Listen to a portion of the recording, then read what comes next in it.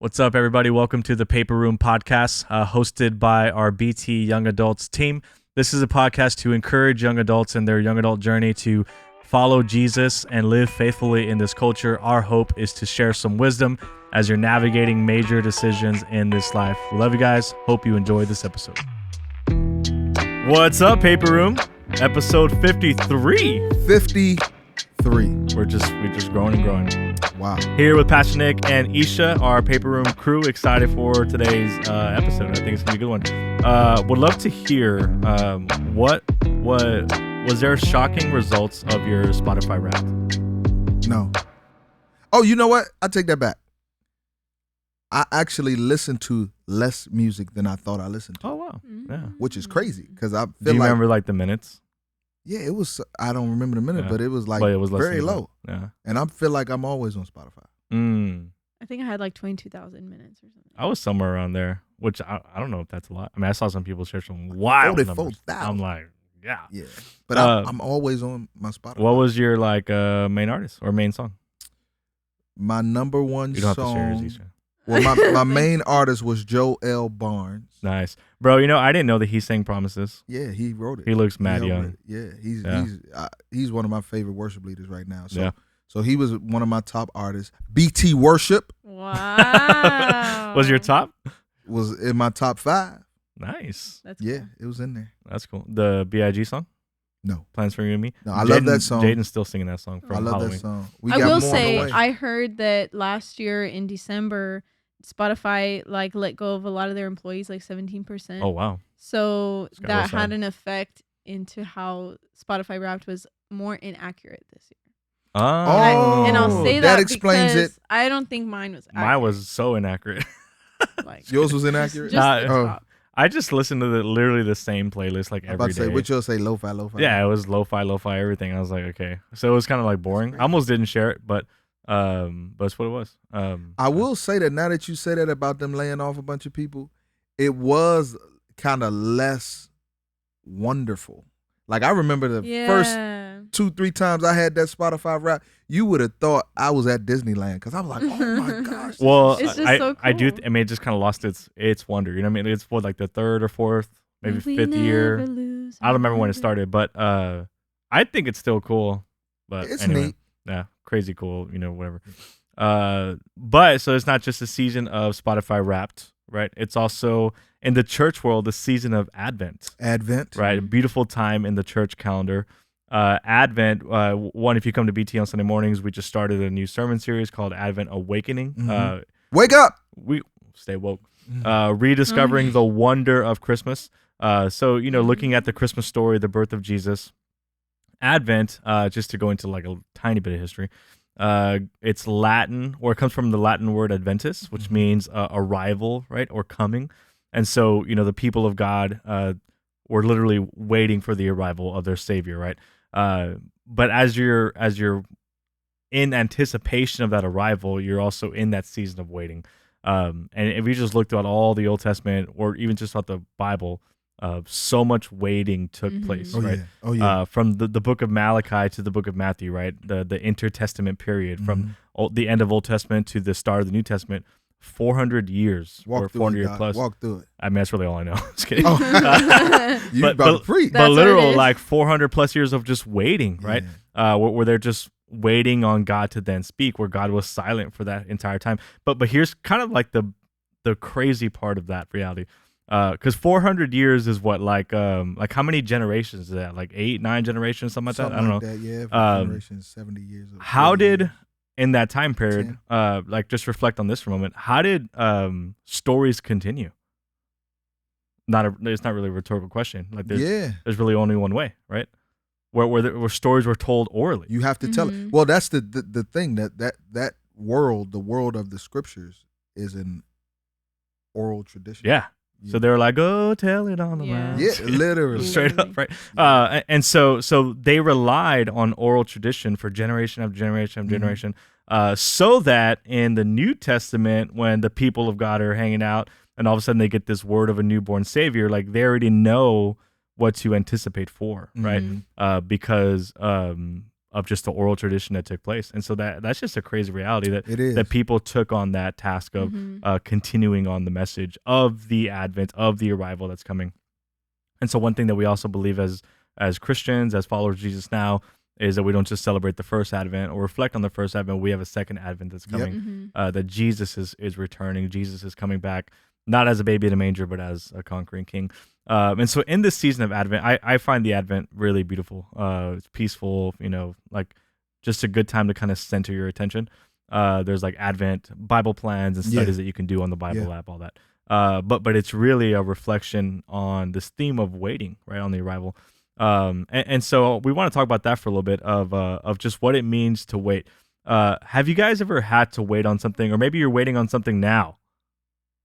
Oh my gosh. Set you up. So you want Are you waiting on anything right Oh now? my gosh. Yeah. I'm waiting for this baby to be born. Oh, craze! Actually, that's like the end goal. I'm just Woj bomb. waiting to. Breaking news. Breaking news. So Isha and Ben are having a We're baby. expecting- Wow. We're not only expecting Jesus to come back. First Ruben and Allie, now Isha and Ben. Yeah, something is in the water here around our BT church waters. and with our people. Stay away from the fountains. And as a pastor, I had like you guys represent kind of the second crop of young adults that I've seen get married, start families, Yeah. prepare to start. So it's mad cool. Yeah, that for was actually me. funny Yeah. at I think it was like Kids Week. Like Chapa was there, if y'all know Chop. And then Annette was there, and Gabrielle, and me and some were there, and we're like, dang, all those The kids whole running crew. around. I Bro, this is love it. So Yeah. weird. I mean, like I'm It felt officially like elderly unk status, and, for sure. when people call I mean, me if that. you're out of high school, you're unk now, apparently, to teenagers. So. But see, That's Yeah. crazy. I don't know how I feel about that. I mean, there's unks and then there's elderly unks, I guess. But I'm so happy for you Yeah. guys. Thank you. Yeah, the Shout out little Ben again. We're McNugget. excited. Waiting for the McNugget. Ben Jr. I don't know. We'll see Or what if it's a happens. We'll girl, see. Bennifer. We don't know yet. What is Benefit. No. what is the due date? In summertime? June 12th. Yeah. June 12th. June 12th. Hey, So- I was Más o born in menos. June. So June 11th, we'll record a paper room episode Yeah. and then see what Mhm. happens on 12th. Mm-hmm. Yeah. We will be Except that my belly will be hitting the microphone. So I'm gonna have to we will be scream. live on site. So you are waiting for that. What's Yeah. help us like understand what you're going through like a little bit. Like what's your prayer right now? What is this season of waiting like for you? Well, right now I'm waiting for like little goals to be hit because it really doesn't feel that real. Like Do the you only watch the little thing on the internet when it's like your baby's the size? yeah, of a yeah. Okay. And then I also have an app that shows like the size of the baby each week. hmm So and then I put that in my calendar too. But really the only thing I have to go by is a picture, Mhm. right? The ultrasound, which is great. But there's that and then like my symptoms. So then it just doesn't feel real. So I'm waiting to start showing so that I can be like, For okay, sure. I see you now in there. Ah. No. But I threw up the other day. So that was like a sign for me like, okay, you're fine. I know you're doing fine because I'm sick. I'm fine. making I know, that's so weird. What's awesome, Thanks, obviously Eve. excited for you guys, praying for y'all. And it's a crazy season of waiting, right? You get to anticipate something for the next several months. That is going to be a beautiful blessing for y'all. And so we want to talk about the season of waiting. Like what do we do in the waiting? One thing we believe scripturally is that waiting is not so much passive; it's active. Like there's things that we can do on our part if we're waiting on something, right? Even in that intertestament period when God was silent, they were still actively waiting by way of continuing to share the stories of God, so that by the time we got to the New Testament, they knew what to expect, so to speak. But sometimes it can feel like God is silent, right? It can feel like God, you're not really moving in my life. And so a question I want to present to you guys is how can we trust in God's timing when it feels like maybe nothing is happening in that moment? Like we know God's timing is real, right? We know, hopefully we trust in God's timing, but it's often hard to put like faith into that when we feel like nothing is turning, nothing is moving, right? It's just the season of just dreadful waiting That's a for great calling for question. something. So what are some things that we can do in those moments where it doesn't feel like God is there? That's a great question. Because psychologically, like people tell you, like when you have to wait with people Mm-hmm. or with someone or with company, it makes the wait feel shorter. Mm. Even if it's the same amount of time, like you could be waiting for 30 minutes by yourself, Yeah. or you could be waiting for 45 minutes with people. Mm. That 30-minute wait That's will so feel true. longer Yeah. because you're by yourself. Like if you're in line at Mm. Texas Roadhouse and you're waiting to get seated, She but got you're her there, cravings. you're there like with family. Yeah, it go like by. You're talking, it goes by. fast. Exactly. And so that kind of idea is there, and I love what you said. Like when you feel like God is not working, I think our worship is the work that God is doing. Even when we feel like nothing, the fact that we stay connected, tethered in fellowship with Him during that waiting, the fact that we are inspired to do that, to me, that is evidence of God working, even when what we're waiting for we don't think is happening, or like you say, you're not showing yet, or it's nothing cooking yet, or whatever. The fact that we can still worship is evidence that God is working. I think if we start there, then that does something that brings us into the presence of God. And like I just said, when you wait with company, it makes the wait feel shorter. That's cool. That's good. I never even thought about that. Yeah. I think, whether you're waiting for something to come or you're waiting to get out of something,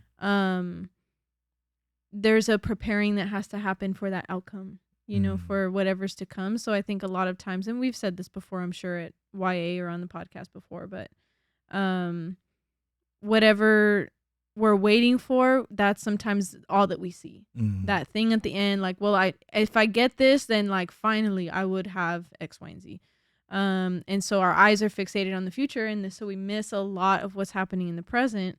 So one way that, just in moments in my life where I'm either waiting to get out of something or waiting for something to happen, I just remember, and I go back to scripture, the ways that God was working, and we can see that in stories, like if we, even just Google, if Google is such a good help, there's no shame in Googling. But just Google, like, what is the longest awaited period that people were waiting for something? Or like, who's like a Google. character that really waited for something? And then you go and you read it. And for us, we're getting to, see pretty quickly through a few pages, like, oh, okay, that was the outcome. Nice. But then if we really, really are putting ourselves into the feet of these people and where they were in the situation, in the context, we get to look at our situation with a new godly perspective, being prepared for what is to come. So that's helping me even right now. It's like I can wait and just sit around and kind of do nothing and complain about what I don't have yet. Or I can ask God, well, what do you want me to see right now that's going to prepare me for that time? What are y'all's like favorite, this question came to mind when you brought up the biblical stories, but or not maybe favorite, but the story that stands out to you the most of like somebody who maybe waited in scripture, or or a group of people. Yeah, man, that's a really good, because there's so many, like I think of the 3 days that, the disciples waited. That probably felt like a long time. That probably felt like, well, because a lot of them scattered too. Yeah, so they super long. waited. So some people are waiting in isolation. So that's a long time. But one that really, when you ask that question, because it's so many, but Joseph, That's what I was the one I was thinking of. To have betrayal and then a glimmer that, oh, it might be all right, because when he sold to Potiphar, and then he becomes the head of Potiphar's house, and all right, well, I'm killing it here, and God's favors on me. Things might be looking up, right? And then Potiphar's wife hit him, so it's like it resets the clock. You know what I mean? Yeah. And then you get into jail, and all right, favor, I'm in jail, but okay, these guys know Pharaoh. Oh, they say they're gonna remember me. And then dude forgets. It resets the clock. Yeah. I look at that and I'm like, man, to really stay faithful, to really, continue to walk in integrity in that time. When the clock keeps getting reset in our mind, it was perfect timing for God, because God had to have Joseph in the right place at the right time when the famine came. Right. You know what I mean? So in Joseph's mind, the clock is resetting, or potentially he could be like, oh man, it keeps resetting. But on God's time, God is like, nah, I got you right where I want you. So that's good. I love that you said, like just continuing to have the right character every time the clock reset. Like, because sometimes isn't that crazy? I feel like we don't know what we're quite waiting for. Like maybe we're waiting for an answer, we're waiting for that clarity of calling, whatever. But there's still purpose in that. And so, but even that too, like sometimes you can feel like you're pursuing something, and then the clock resets. Like your response in that moment is going to be huge. And not just really your response, but the person that you're reflecting as well with Jesus. What about for you? I mean, that one I know. I did think of that one first. I took it. But there's just so many. I mean, if we go to the New Testament, I mean, Paul was waiting in prison. And he could have easily, just thought, well, I'm just gonna wait till I get out to obviously do what I need to do to go see people, to preach the gospel. But he used what he had, and he literally, in just waiting for his circumstance to change, he was very active, very very very active. Come on. With what, like, bring me a pen, paper, whatever paper they had back then. Peppers. But just that's it, material. Food to stay alive, and that's it. That's all he needed to continue doing his purpose. So then it makes me think, why do we think we need so many things in order to achieve that thing we're waiting for? Like, well, I need this to happen, and this and this and this and this. When really all we need is that trust in God. Yeah, I think too in Colossians there's even like a prayer that Paul prays to the effect of like he doesn't pray to get out of prison. He prays for God to use him in there, right? Which is a crazy prayer. Like it's use these chains. Right. It's like, all right, I'm in these circumstances. Like I can't really do anything about it right now. I don't know what's going to happen. I could literally be executed. But I'm going to use the time I have, and that's kind of what we talked about a little bit for the active waiting. I think for me, I've just kind of been blown away a little bit. I've talked about this a little bit in the last couple of messages that I've been able to share. But just Jesus waiting 30 years to begin his ministry, like that's a long time, right?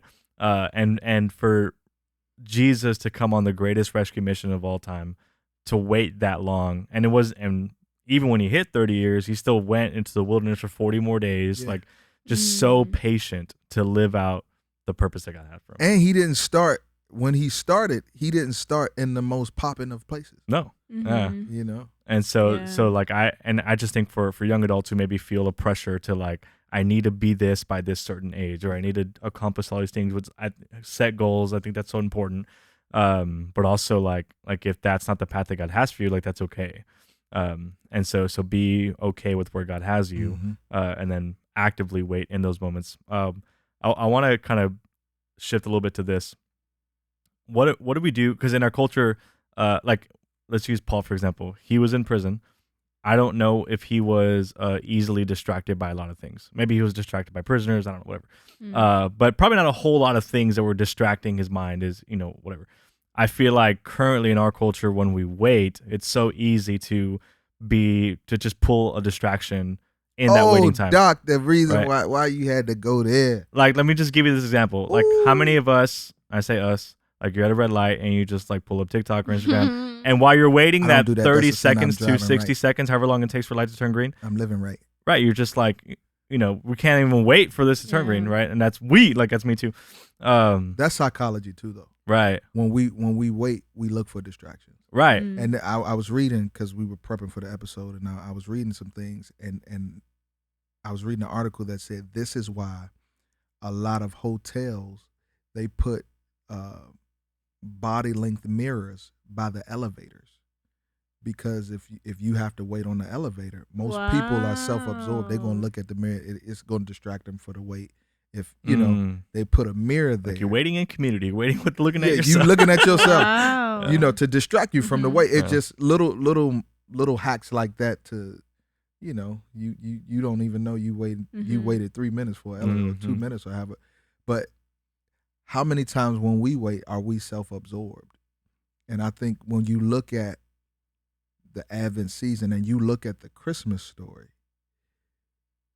God intervenes and interrupts the lives of people who really can't pat themselves on the back. You know, Mary can't pat herself on the back to say, "Oh, I deserve to be the one right to be so she's not self-absorbed.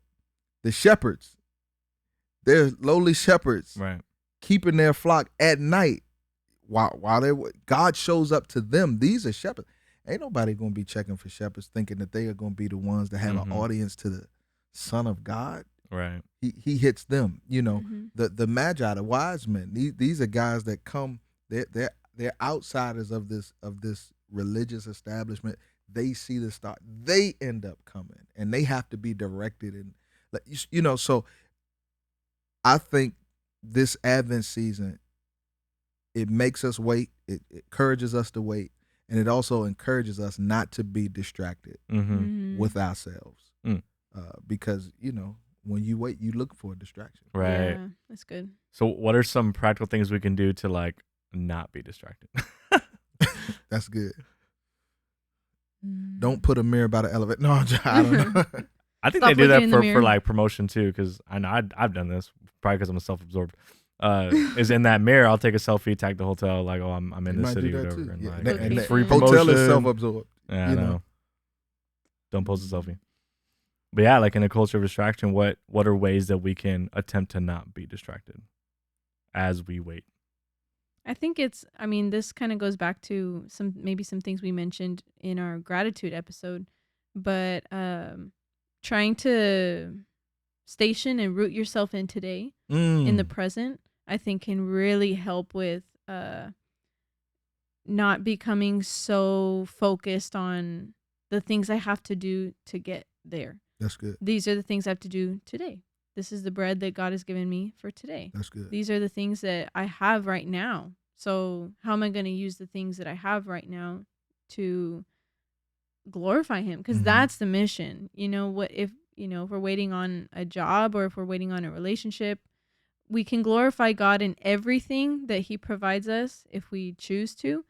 But even without that, our mission is to glorify him and to make his name known. So I think sitting down, being slow to remember the things of today. Like, these are the things that I have to get through today. And whatever I feel I'm lacking in needs to be filled with more Christ. And that's a tension that we live in, you know. We because we know that God does not want us worrying while we wait. Right. Jesus says, take no thought for tomorrow. And I don't think when Jesus said take no thought for tomorrow, he was saying don't live with expectation. I think he was saying, don't live with faith in the wrong expectation. Because that, to me, that's what worry is faith in the wrong direction. Like you're believing for something to happen in the wrong direction. But yeah, Jesus said it. He said, take no thought for tomorrow, because tomorrow has enough trouble of his own. And it goes into what you said. He said, which of you by worrying can add, 1 year on your life, add height to your body? Like, yeah. What is that going to do? So I love that you said when you wait, be where your feet are. But here's the beautiful thing too. God lives in the tension with you. Like he's in it. He's in it with it. Even those 400 years of silence that we say, God was still present in his word and in his witness. Because God is never without a witness. Right. You know what I mean? He's never, I think of when we look at church history, even through kind of the dark ages of church history, when they were ratchet and God is never without a witness, so. That's and good. I think isolation is distracting. Yeah. Like if you're by yourself and you're choosing to be like really absorbed with the things that you have to do in your job and things like that, and you're not making time for community, like you said, community helps the time not seem as long. I think when you're by yourself, when you get home at night or whatever it is, then the distractions are like almost amplified because our thoughts are amplified, whatever it is that we're choosing to focus on and dwell on. So I think surrounding yourself with community is a very practical thing to do in your season of waiting. One, because they can surround you in prayer, but also help you not become so distracted. Yeah, that's good. One thing I did mention, I got to preach on the Advent this past Sunday, but Advent, like you said, like surround yourself with the community, it's a communal thing. Like Advent, because of how historical it is in the church world, it reminds us that people have been doing this for literally centuries, right? So it takes us back to being a part of the kingdom of God. And then so many people, so many Christians around the world right now are practicing Advent. So then it reminds us that we're part of a greater kingdom. It's not just BT Church doing Advent. Like so many churches do Advent around this time. And so, yeah, it brings us back to like, I'm not alone in my faith. I'm not alone in this. I'm a part of the kingdom of God. And so, yeah, take time to practice community, hang out with people, sit around a table and enjoy fellowship. One thing I'd mention, going back to Jesus, he waited 30 years to begin his ministry. That's in Luke chapter 3, I think. But in Luke chapter 2, it mentions how Jesus, Luke 2, verse 52, he grew, right? He grew in wisdom and stature and favor with God and favor with people. Yeah. And so Jesus, as he waited to begin his ministry, as he waited for his purpose. He wasn't idle. Right, he wasn't idle. He was very active. And so, he was growing in 4 ways. Intellectually, he was growing physically, he was growing spiritually and relationally. And so maybe in this waiting season, just consider, like, how can I grow in those 4 ways? Like, what prayer is what I pray for my daughter. I pray that same passage. I've been doing that as like a personal journal reflection. Like, okay, today, how did I grow intellectually? How did I grow spiritually, relationally, physically? I barely started the physical aspect. Barely started going back to running. You getting it done. You doing more than most. 2025 isn't here yet. But like sometimes, like when I I love to read, right? Sometimes I'll read a book and like I don't even know what this is gonna be for, right? It's just a joy to read, a habit. But then Pastor Chris would be like, "Hey, we're talking about this." I'm like, "Oh, I just read that." Like, I had no idea, right? And so in the act of waiting, you don't know what God might be preparing you for. That's right? good. And so when you grow in those areas, I just think it's preparing you for what God has for you. I think that's so important what you just said too, mentioning Jesus, because there is a scene when he's young and they go to the temple, right? And he's off, and then he's reading, studying about himself, and his parents can't find him. But what it says after that, it says, and Jesus went back home with his parents and was subject to them. I think that is a very important. That's a very important kind of heart awareness that when we wait, what are we submitting to while we wait? That's good. What are we subject to while we wait? Like whose authority are we under while we wait? Because you know what? Some of us are waiting on idols. You know what I mean? Yeah. And God could be like, well, you could be waiting on a long time for that because I don't have that for you. Like that's not what I have for you. So you know what I mean? I think that's something that, and not just young adults, but yes, young adults in this day, but every believer we have to do business with. Like when we wait, like whose authority are we under when we're waiting, and is what we're waiting for what God has for us? That's good. And I think the sitting under authority will bring accountability, which then could remove distractions, remove discouragement, remove the things that we feel when we wait, when we feel like maybe God's not really there or God feels silent. But when we have that voice of reason that loves us, cares for you, cares for your calling, is helping guide you, right? Then I think that helps with accountability and distraction and discouragement and all that stuff. But my encouragement to you guys, young adults, is wait on the Lord, right? And that's as you're making decisions, as you're going through transitions. Wait on the Lord. So good. You just said it. Yeah, that's a good song. So yeah, to just wait and allow him to guide your steps. And as you use the word to be a lamp to your feet, light to your path, he's going to reveal every single step that you need to take. But the more that we allow distractions in, I think discouragement then comes in. And it'll be hard to continue to walk, faithfully in Him as we wait actively. But be reminded that as a believer of Jesus, you are victorious, and there's a second advent that's coming, that's going to bring us victory forever. Yep. So anyway, love you guys. Praying for Love you, you. Isha and Ben. Thank you. Wait on the baby. On the little McGee. Little McNugget. Thank you guys for episode 53. Love y'all so much.